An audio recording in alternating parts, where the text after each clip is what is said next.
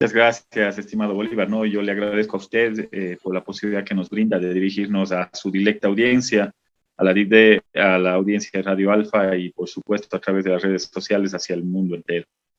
Es un gusto participar de este espacio, estimado Bolívar, y, por supuesto, presto y dispuesto para poder hacer un análisis quizás de la coyuntura política enmarcado en estos más de 100 días del nuevo gobierno. Con todo gusto.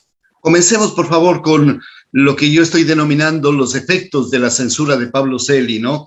Quisiera retomar esto porque no he tenido la oportunidad de entrevistarle, pero también porque me parece que siempre es bueno, mejor dicho, la degradación de la política, la situación lastimosa de que los organismos de control, que los máximos representantes de los organismos de control estén o perseguidos o huidos o en cárcel, realmente muestra lo que pasa en el campo de la corrupción y en el campo en general de esta contaminación que vivimos en el campo de la política, lastimosamente. Juan Cristóbal, quisiera preguntarle yo a usted si es que el juicio político, la censura a Pablo Celi es suficiente para enrumbar los caminos de la vida política del país.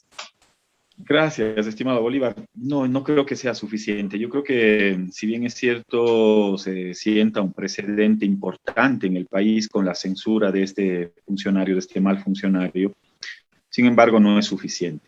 La censura y el juicio político ha ayudado a develar precisamente una estructura de corrupción que sigue estando lamentablemente en la Contraloría General del Estado. Se censuró a la cabeza, pero todo ese dragón no de una cabeza, de 10 cabezas estará y sigue presente lamentablemente en la Contraloría General del Estado y haciendo de las suyas. Pero ese no fue el único instrumento persecutorio, no fue el único instrumento corrupto que existe en el país. Lamentablemente el mal en la corrupción está latente. Inclusive podemos hacer un análisis un poco más allá. La corrupción es el instrumento que utilizan los sectores de poder, los grupos burgueses, digamos, para seguir manteniendo su status quo. Es decir, seguir entregando dádivas, recursos, dinero, a cambio de seguir manteniendo sus privilegios, sus contratos. Entonces es un esquema muy complejo, muy difícil de poderlo desmontar, es un mal endémico de las sociedades y, si bien es cierto, se ha hecho un análisis de lo que implica los efectos de la corrupción en el ámbito público, pero nadie ha hecho un análisis de dónde parte precisamente ese esquema de corrupción. Precisamente parten de los grandes grupos de poder, de los grandes grupos económicos, de la burguesía, que son los que entregan precisamente esas dádivas a cambio de mantener los jugosos contratos o mantener su status quo. Entonces, quizás el análisis que se hace en el Ecuador o en algunos actores o sectores políticos va muy endilgado a la función pública, pero nadie dice nada ni no se ha destapado tampoco la olla de grillos de lo que podría ser la corrupción que está en manos privadas. Y quizás ese es uno de las deudas pendientes que tenemos todavía en el país. Lo que se hizo es importante, sin lugar a duda. Se sacó a la luz un esquema de corrupción, se abrió la caja de Pandora, salieron una serie de elementos adicionales. A día seguido Moreno salió del país porque... Admirable lo que ahí pasa. Hubo coimas para desvanecer glosas en la Contraloría por autoría del Contralor General del Estado. Evidente, eso quedó evidenciado. Lo que yo presenté en una de las pruebas de cargo, o en uno de los cargos que se planteó precisamente, daba cuenta del accionar corrupto en el caso de la empresa No Limit, a la cual se le desvanecieron cerca de 13 millones de dólares en glosas. Pero salieron a la luz otros elementos adicionales, como por ejemplo el desvanecimiento de glosas por 7 millones de dólares a la Junta de Beneficencia de Guayaquil. Vaya y vea quiénes están al frente de la Junta de Beneficencia de Guayaquil o quiénes son sus abogados patrocinadores. Precisamente ahí está el señor León Roldós y otra serie de personajes. Salió a la luz el desvanecimiento de una glosa de 113 millones de dólares en favor de la empresa Claro. Y una serie de elementos adicionales, miles de exámenes que habrían caducado, más de 1000 exámenes habrían caducado sus plazos que establecen en la Ley Orgánica de la Contraloría General del Estado, en el artículo 26 y 71, me parece, de la Contraloría General del Estado, que establecen plazos para determinación de responsabilidades. Y hay otros elementos que también salieron a la luz. Muchos de los exámenes, muchas de las auditorías, muchos de los procesos que se llevaron adelante por parte de la Contraloría General del Estado no necesariamente obedecían a procedimientos, a procesos técnicos. Tanto es así que de más de 1.000 exámenes que se encontraron indicios de responsabilidad penal, apenas 3 habrían llegado a una instancia de sentencia. Cuando yo le pregunto a la señora fiscal general del Estado por qué solo 3 de 1.000 indicios de responsabilidad penal, ella no supo decir a los miembros de la Comisión de Fiscalización y que lamentablemente los exámenes que se hacían en un momento determinado no tenían la solvencia, no tenían los elementos, no estaban adecuados, digamos, a un proceso que le permitiera a las autoridades ya en el ámbito jurisdiccional precisamente iniciar esos procesos judiciales. Eso es muy grave, porque se podría entender que la Contraloría se utilizó como un instrumento de persecución política, de direccionamiento desde el poder de turno para perseguir a los opositores políticos. Y eso sería muy grave y un pésimo precedente en el Ecuador, porque una institución de control no puede perder sus orientaciones que son de carácter técnicas. Sus orientaciones y como juez de cuentas del Estado no pueden estar direccionadas o sugeridas, digamos, desde el poder político, sino desde un instrumento técnico de control, precisamente, lo que nunca se dio, sobre todo en estos últimos 4 años, en la Contraloría General del Estado. Juan Cristóbal, ¿va a quedar ahí la censura o es que podría tomar un rumbo en el ámbito de lo penal, en la acusación a quienes tienen responsabilidad sobre estos hechos? Bueno, precisamente en la moción de censura que presenté en el Pleno de la Asamblea Nacional, se planteaba la necesidad urgente de que todo el expediente que se sustentó dentro del juicio político, son más de 13.000 hojas, en el cual da cuenta precisamente de ese accionar corrupto por parte del señor Celi, vaya a manos de la Fiscalía General del Estado para que inicie o sustente las acciones de indagación previa que ya, a decir de la fiscal, se encuentran encaminadas. A nosotros nos dijo que había 18 indagaciones previas relacionadas al caso de la Contraloría y a la actuación de Celi, porque toda la estructura que se utilizó en la Contraloría General del Estado da cuenta precisamente de que hubo un accionar discrecional corrupto, un esquema de corrupción, y Celi no actuó solo. Ahí hay una serie de personajes que salieron a la luz, la lista de Celi, en el cual están involucrados una serie de funcionarios públicos al interior de la Contraloría General del Estado. Habrá que iniciar empezando por una auditoría patrimonial, como de la noche a la mañana es muy difícil que se pueda amasar patrimonios enormes a funcionarios que son parte de la Contraloría General del Estado. Habrá que iniciar una serie de investigaciones y de indagaciones para poder establecer cómo se llevaba adelante precisamente el desvanecimiento de esas glosas. Y fuera de la Contraloría también se logró evidenciar los tentáculos de la corrupción que apuntaban precisamente al gobierno de Moreno. Tanto es así que el secretario de la presidencia, que fallece lamentablemente en circunstancias extrañas, José Augusto Briones, también salen a la luz otros nombres de otros personajes, como el propio Santiago Cuesta. Lamentablemente no se pudo, porque no era parte del juicio político, pero no se pudo evidenciar cuál fue la actuación de Michelena, por ejemplo, en el desvanecimiento de las glosas en favor de la empresa Claro. Es decir, la mesa chica, incluso la propia exministra de gobierno, la señora Romo. La señora Romo le mintió al país cuando dijo que el sobrino de Celi no tenía seguridad, que habían coincidido, dijo, en un vuelo a Miami con el señor Raúl de la Torre, un policía con el señor Raúl de la Torre. Lamentablemente el policía no pudo acudir seguramente desde el alto mando policial, lo estaban blindando precisamente a la señora Romo y a este policía, no fue a la comisión de fiscalización.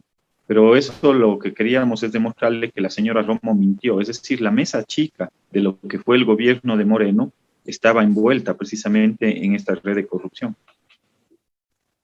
Juan Cristóbal, por razones periodísticas me toca preguntar si es que el objetivo fundamental de la censura, del procesamiento que usted hiciera a Pablo Celi tenía que ver con el desvanecimiento de algunas glosas para funcionarios y para el propio expresidente Rafael Correa. Gracias, estimado. Se cerró su micrófono. Por favor, ahora sí. Me ingresó una llamada, le pido mil disculpas. No sé si me escucha, estimado Bolívar. Ahora sí le escuchamos bien. Así es. Y eso se intentó posicionar por parte de algunos medios de comunicación. En el juicio político yo presenté 6 elementos de convicción precisamente para develar todo el accionar corrupto de este funcionario que fungía ser Contralor General del Estado. Nada tiene que ver con los procedimientos o los procesos por los cuales ha sido sentenciado Rafael Correa. Es más, ya hubiésemos querido tener un examen de la Contraloría con respecto al caso Sobornos, por ejemplo, al caso Bochornos, como yo lo llamo, porque precisamente se hubiese podido develar que no hubo ninguna actuación dolosa por parte del expresidente de la República, Rafael Correa Delgado. Es decir, no se necesitó un examen de la Contraloría para poder encauzarlo penalmente al exmandatario. No tiene nada que ver. Pero ese argumento utilizaron algunos actores políticos y algunos medios de comunicación para evitar la censura a Celi. Por el contrario, yo lo que hice es llevar un procedimiento apegado a elementos de convicción, a pruebas documentales, a pruebas testimoniales, a argumentos jurídicos con los cuales se logró la censura por unanimidad en el Pleno de la Asamblea Nacional. Desde las pocas censuras, digamos, que hemos tenido la unanimidad dentro del Pleno de la Asamblea Nacional. Nada tiene que ver con las glosas, como nos mentían o como intentaban direccionar desde algunos sectores políticos y comunicacionales. Es más, muchos de los procesos que tienen quienes fuimos parte de la Revolución Ciudadana no se caen por el juicio político a Celi. Se van a caer, y así lo decía el propio Fausto Jarrín, que es abogado del exmandatario, esos van a caer por su propio peso, porque no tienen sustento. ¿Quién va a creer en un tribunal internacional que Rafael Correa puede estar sentenciado por insulto psíquico? Y en menos de 17 días con una sentencia en última instancia que le impidió a un día de poder inscribir su candidatura a la vicepresidencia de la República. Entonces, todo eso está en análisis. Es más, tanto es así que la propia Interpol ni siquiera ha logrado llevar adelante o digamos o ejecutar una orden de una autoridad o de un juez en el Ecuador que plantea la difusión roja para el exmandatario, porque es vergonzoso a todas luces ante la justicia internacional estos casos que nos ha tocado vivir en el Ecuador, fruto precisamente de la persecución. Y en muchos de los casos la Contraloría jugó un papel determinante, no en el caso de Rafael Correa, no en el caso Sobornos, pero sí en otros casos. Y en el caso de las glosas a Odebrecht. Gracias, Bolívar. Yo precisamente presenté una de las pruebas de cargo que presenté, tenía que ver con el establecimiento de responsabilidades civiles, penales, en contra de funcionarios públicos por el caso de Brecht. Pero ¿qué pasó con la empresa? Que a todas luces es una empresa corrupta, pues. Es un perjuicio de más de 780 millones de dólares en 12 países. ¿Qué es lo que está haciendo Colombia, por ejemplo? ¿Qué es lo que está haciendo Panamá y otros países en los cuales estuvo los tentáculos de la corrupción de Odebrecht? Presentaron demandas en contra de Odebrecht. ¿Sabe lo que hicieron aquí en el Ecuador? Se sentaron los miembros de la mesa chica a negociar con la empresa para ver cómo se puede resarcir el daño causado. Ahí hay unas imágenes que yo presenté en el juicio político. Ahí están sentados precisamente el señor Celi, el señor Iván Granda, la señora fiscal y el procurador con la alta cúpula de Odebrecht para ver si es que logran negociar una reparación a favor del Estado. En otros países, cuando se da y sale a la luz este caso de Odebrecht, Colombia, por ejemplo, le está demandando por más de 200 millones de dólares a la empresa corrupta y corruptora como es Odebrecht. Pero aquí no ha pasado nada. Entonces, cuando se debían haber establecidos por parte de la Contraloría responsabilidades penales en contra precisamente de esta empresa, como es la empresa Odebrecht. Se establecieron responsabilidades en contra de funcionarios, pero a la empresa, que es a todas luces corrupta, corruptora, que utiliza un esquema doloso para poder hacerse de contratos, no le pasa absolutamente nada en el país. Yo mismo presenté una de esas pruebas de cargo y yo sé que eso sucedió en el gobierno de la Revolución Ciudadana, pero yo no voy a salir a defenderle ni al señor Capaya, ni al señor Capaco, ni al señor Alex Bravo, ni a ninguno de esos personajes que aprovechando de un proceso político fueron parte, digamos, de este esquema de corrupción.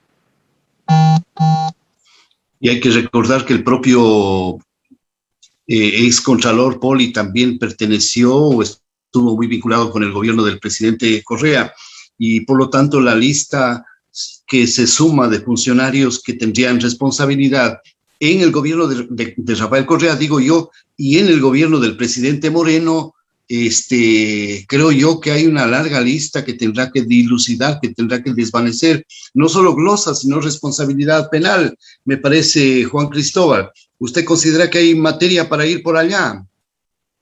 Bueno, muchos de los procesos en el caso de Brecht ya están judicializados.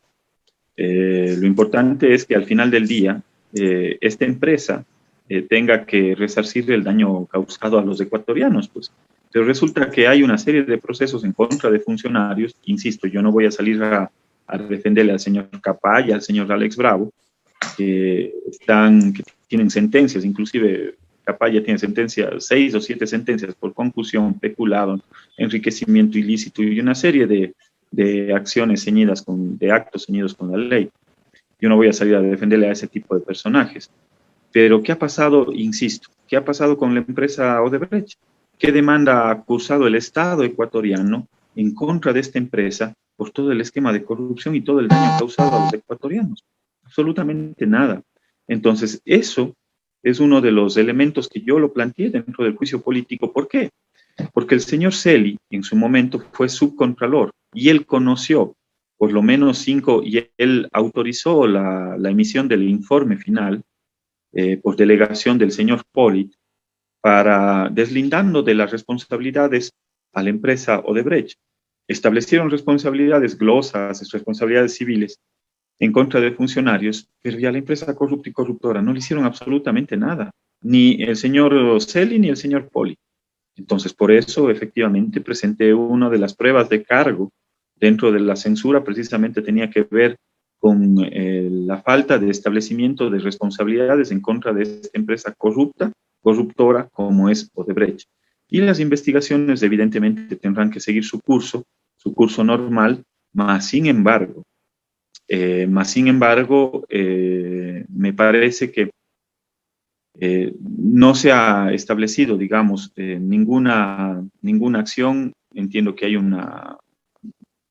que desde la Procuraduría General del Estado se habría 2 años más tarde se habría establecido alguna acción, pero a la postre habría que ver si es que esas acciones han determinado en recuperar, digamos, parte de esos recursos o resarcir el daño causado en favor del Estado ecuatoriano. Yo creo que eso todavía no se ha dado.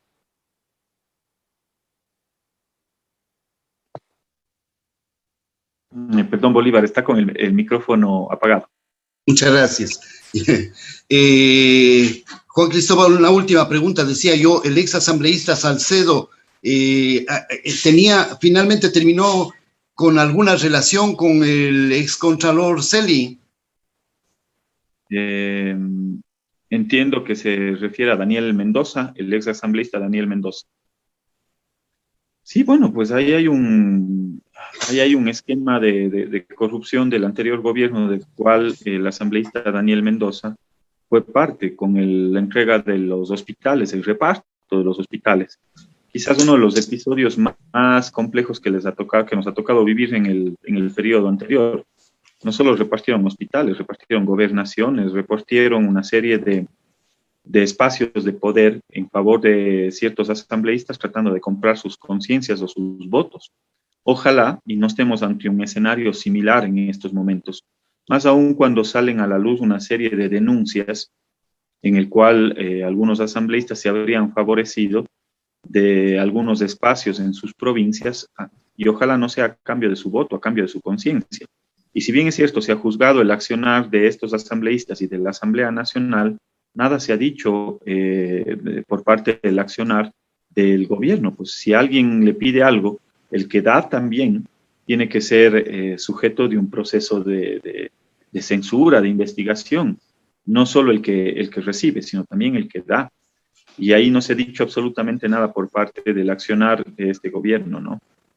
Ahí queda una serie de interrogantes, Juan Cristóbal, que particularmente tenemos en este medio, en este programa, respecto de lo que pasó en el gobierno anterior en ese campo. Quisiera continuar esta entrevista por razones de tiempo, Juan Cristóbal, preguntándole a usted por lo que está pasando a nivel económico, la reactivación económica del país. Y digo esto porque lo que está pasando en este momento con esta oleada migratoria de azuayos, de la provincia de habitantes, de conciudadanos de la provincia del Cañar, pero también del Guayas, de Manabí, etcétera, está afectando de manera particular al austroecuatoriano. ¿Qué hacer, Juan Cristóbal? ¿Qué es lo que está haciendo su bancada? ¿Qué es lo que está haciendo el gobierno nacional frente a este tema tan lastimoso que muestra los efectos de la pandemia? Gracias, estimado Bolívar. No solo muestra los efectos de la pandemia, sino muestra la falta de ejecutividad, la falta de visión de un nuevo gobierno que no da luces, digamos, de lo que podría ser un proceso de reactivación económica. Hoy estamos ante un fenómeno, un segundo fenómeno migratorio. Luego del periodo bancario, qué raro, ¿no? Cuando los banqueros están en el poder, los ciudadanos tienen que hacer patria en otros países. Y eso es lamentable y doloroso porque se rompe el vínculo más estrecho que tenemos, digamos, que es la familia, el vínculo más cercano. Y esos vínculos se rompen porque uno de sus padres, sus hijos, tienen que viajar a otros países a buscar mejores días. ¿Por qué? Porque no hay oportunidades en el Ecuador. Lamentablemente, si ustedes revisan los indicadores de empleo, vemos cómo el desempleo se incrementa abismalmente. No solo es un efecto post-pandemia que pudo haber sido manejado de mejor forma por el gobierno anterior, pero el gobierno anterior de Morena era tan inepto que cualquier cosa se podría esperar. Las esperanzas estaban situadas, digamos, en el nuevo gobierno, pero no veo unas ejecutorias, no veo un horizonte, no veo una claridad con respecto hacia dónde apunta el nuevo gobierno. Tanto es así que han pasado 90 días, más de 100 días, perdón, en el cual no se ha enviado ninguna propuesta de carácter económico a la Asamblea Nacional. Entonces, tampoco se puede decir que la Asamblea Nacional está obstaculizando, como quieren hacerlo creer algunos sectores políticos. Por el contrario, se han enviado dos propuestas de ley. La una tenía que ver con la reforma a la ley de comunicación y la otra tiene que ver con la reforma a la ley de educación superior. Ambas se están tramitando en la Asamblea Nacional, se llevarán adelante los debates, se plantearán las diferentes visiones y al final del día tendremos, ojalá, un texto aprobado por la Asamblea. Pero en el ámbito económico no ha pasado absolutamente nada. Y quizás eso es lo complejo. Por el contrario, llevamos 4 años, 100 días de un accionar muy similar, es decir, el sometimiento a políticas internacionales como el Fondo Monetario Internacional, políticas fondomonetaristas que no resuelven los problemas, por el contrario, incrementan esas brechas sociales. Hay una contracción, digamos, de la demanda en términos reales. La demanda ha caído a tal punto que si ustedes revisan el propio presupuesto general del Estado que enviaron el Ejecutivo, da cuenta de que vamos a tener deflación este año del 0.05%. ¿Qué quiere decir esto? Esto quiere decir que los ciudadanos tienen menos dinero en sus bolsillos. Si es que tiene usted menos dinero en sus bolsillos, deja de demandar bienes y servicios. Si cae la demanda, cae la producción. Si cae la producción, cae el empleo. Y si cae el empleo y la producción, cae también el pago de impuestos y tributos. Es decir, lamentablemente estamos en un modelo cíclico recesivo. Y si es que algo podían hacer desde el gobierno nacional, era utilizar el presupuesto general del Estado, que son cerca de más de 32 mil millones de dólares, para poder tener medidas contracíclicas. ¿Cómo se logran esas medidas contracíclicas? Poniendo dinero en los bolsillos de la gente.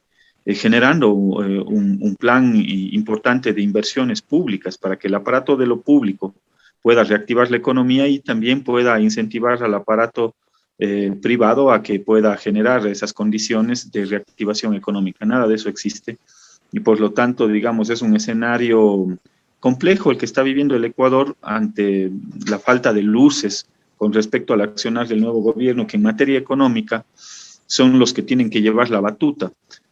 Nosotros desde la Asamblea Nacional, y eso vale decirlo, estimado Bolívar, tenemos reserva constitucional, reserva de ley, es decir, nosotros no podemos generar iniciativas de ley que puedan, digamos, disminuir, incrementar, modificar impuestos y tributos.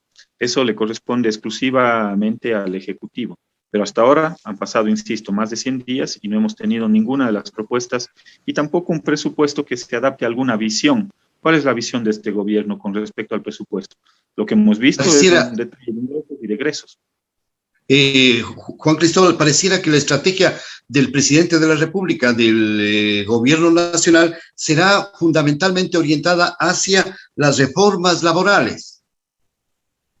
Bueno, eso es lo que se ha dicho, pero ojalá no estemos la flexibilidad laboral ante un gobierno de los anuncios. Para nosotros esa es una línea roja.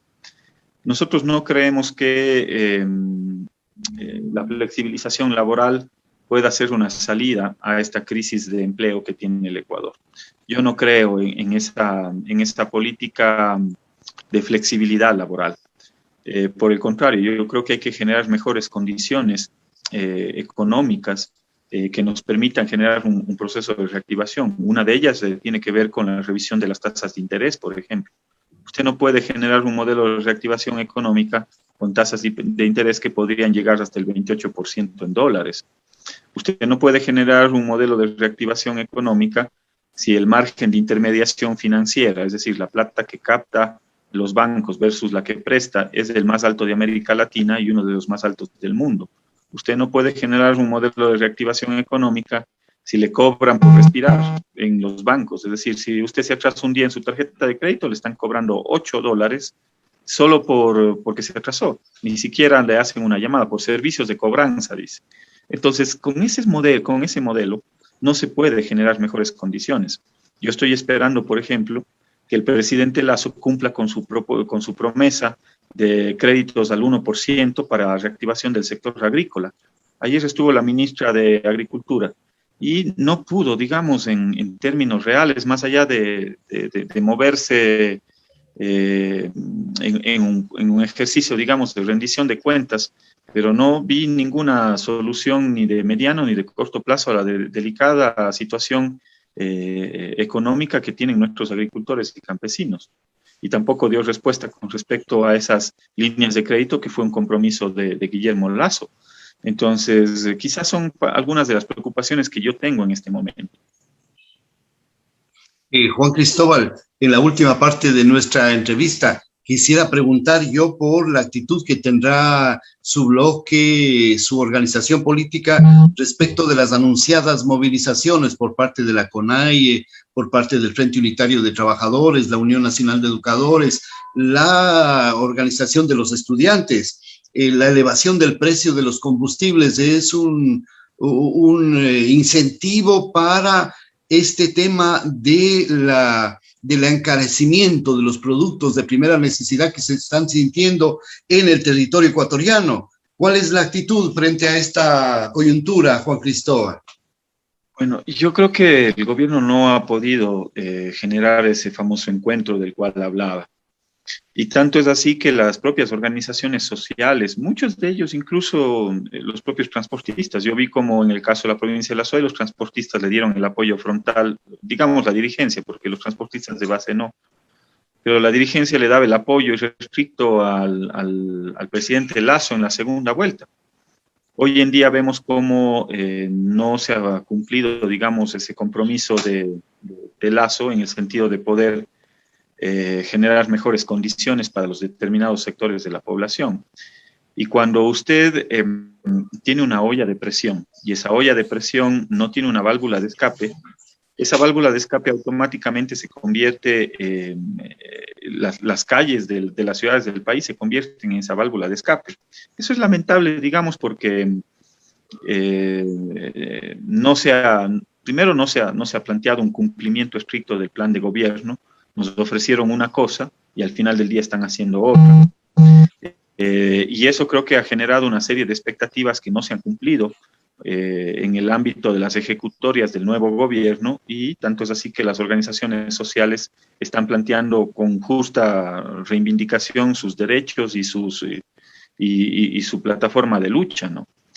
Nuestra posición, digamos, como bancada de UNES, así como respetamos el triunfo de Guillermo Lasso, nosotros somos demócratas, nosotros respetamos y salimos a la luz de los hechos de manera inmediata a decir que efectivamente Guillermo Lasso era el presidente. Pero el mismo pueblo ecuatoriano también nos dijo en la primera vuelta que nos daba una mayoría importante a los asambleístas de la Revolución Ciudadana. Somos la primera fuerza política en la Asamblea Nacional y esa es una responsabilidad enorme, enorme con el pueblo ecuatoriano. Para nosotros hay líneas rojas. Podremos coincidir, vamos a hacer una oposición democrática y hago énfasis en eso, democrática. Nosotros vamos a poder plantear una serie de reflexiones con respecto a la ley de educación superior. Estamos planteando una nueva propuesta. Con respecto a la ley de comunicación, tenemos una propuesta. Es decir, con respecto a cada uno de los ámbitos en los cuales nos corresponden, nosotros tenemos una propuesta. En torno al manejo económico, por supuesto que tenemos una propuesta. Pero de ahí que nosotros debamos señalar también las observaciones o las líneas rojas que tiene este gobierno, por supuesto que lo vamos a hacer. Para nosotros línea roja es, por ejemplo, regresión en los derechos laborales. Eso para nosotros no es negociable. O lo que está pasando en este momento, la reducción en los presupuestos de salud y educación. ¿A quién están sacrificando? A los maestros, a los médicos, a las enfermeras, pero sobre todo el deterioro de las condiciones de la salud pública en el país y perjudica a los 17 millones de ecuatorianos. Igual en el modelo educativo. Para nosotros la única forma de poder salir del subdesarrollo es precisamente la economía del conocimiento y eso viene dado por la capacidad del Estado de fortalecer el sistema de educación pública en el país. Entonces, esas para nosotros son líneas rojas. Podremos coincidir en algunas otras cosas, pero también debemos y tenemos la obligación de señalar en cuáles no coincidiremos jamás, porque precisamente para nosotros la regresión de derechos sociales, económicos, y laborales son líneas rojas, evidentemente. Y son ilegales e inconstitucionales. Juan Cristóbal, quisiera terminar esta entrevista agradeciéndole a usted por la gentileza de acompañarnos en esta mañana. En cualquier momentito estaremos entrevistándole, pidiéndole su intervención a usted y a nuevos legisladores y a otros legisladores de su partido, de su organización. Quisiera preguntar solamente para cerrar esta intervención, Juan Cristóbal, si van a salir también a las calles el 15 de septiembre. Bueno, gracias, Bolívar. En su momento tomaremos una definición con respecto a esa sumatoria, digamos, a un clamor popular. La última vez que salimos a las calles, automáticamente se iniciaron procesos de indagación. Tenemos presos políticos, estimado Bolívar, acuérdese. Ahí están inclusive algunos compañeros, compañeras con grillete electrónico. Ese fue uno de los momentos más duros que nos tocó vivir y estamos dispuestos a dar esas luchas políticas siempre y cuando ese sacrificio sea por los altos intereses del pueblo ecuatoriano. Nosotros tomaremos una posición, digamos, más adelante con respecto a las movilizaciones que se están anunciando. Sin embargo, lo que sí es nuestra obligación es dejar sentado en el debate, en la asamblea, en los espacios en los cuales nos toque debatir cuál es nuestra posición con respecto a defender los derechos laborales, económicos, sociales, que en un momento determinado se podrían estar vulnerando. Y sobre todo, llevar adelante un ejercicio de fiscalización y de legislación como lo estamos haciendo desde la Asamblea Nacional. Ya hemos presentado una serie de iniciativas. La semana anterior presentamos una reforma de la Ley 047 en beneficio precisamente del austro ecuatoriano y de la SOAI de mi provincia.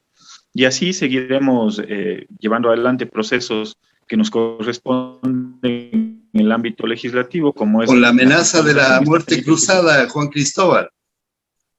Bueno, si quieren ir a muerte cruzada, vamos a muerte cruzada, a ver qué es lo que dice el pueblo ecuatoriano. Nosotros no le tenemos miedo, estimado Bolívar. A los procesos democráticos jamás le hemos tenido miedo. Lo que sí, digamos, me parece que hay que buscar los momentos adecuados y qué es lo que porque planteaban también una consulta, qué es lo que se va a consultar y cuándo se lo va a hacer. A mí me parece que hay preocupaciones de los ciudadanos que son mucho más importantes que una consulta. Evidentemente el gobierno tiene todos los mecanismos constitucionales, legítimos y legalmente establecidos. Cuando nosotros lo planteamos, acuérdese, cuando teníamos esos delicados antecedentes de octubre, nos dijeron que eran desestabilizadores y por eso nos metieron hasta presos. Y ahí debemos de tener por lo menos 16, 18 indagaciones. Cuando nuestra compañera Gabriela Rivadeneira salió a decir que había un mecanismo establecido en la Constitución que era la muerte cruzada. Eso es lo que dijo. Ahora cuando lo dice Lazo, eso es democracia. Pero cuando lo decimos desde la Revolución Ciudadana, eso era obstrucción, eso era desestabilización. Ese es el doble discurso que hay que desterrarlo, digamos. Es legítimo el mecanismo, yo lo reconozco, son mecanismos constitucionales, y si es que quieren ir a una muerte cruzada, bueno, nosotros jamás le hemos tenido miedo al pronunciamiento del pueblo ecuatoriano. Muchísimas gracias, amigas y amigos oyentes. La Asamblea